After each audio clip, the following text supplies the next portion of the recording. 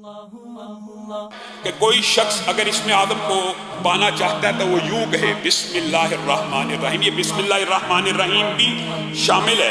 الف لام میم اللہ لا الہ الا هو الحی القیوم یا واحد یا ذی الجلال والاکرام. یہ مشکل نہیں ہے. بسم اللہ الرحمن الرحیم الف لام میم اللہ لا الہ الا هو الحی القیوم یا واحد یا ذی الجلال والاکرام.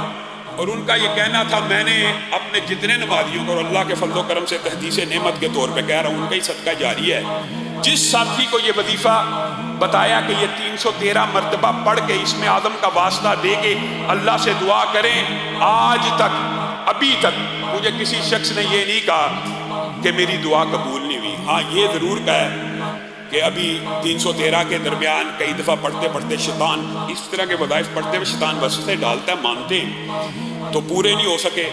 تو جو بندہ یہ سمجھتا ہے ایک دفعہ 313 مرتبہ ایک نشست پہ نہیں پڑھا گیا، توڑ توڑ کے پڑھ لے، کوئی حرج کی بات نہیں ہے. 7 دن 8 دن آپ تجربہ کر کے دیکھ لیں، یہ 313 مرتبہ اسم اعظم کا وظیفہ پڑھیں اور کوئی بھی دعا جو آپ سمجھتے ہیں.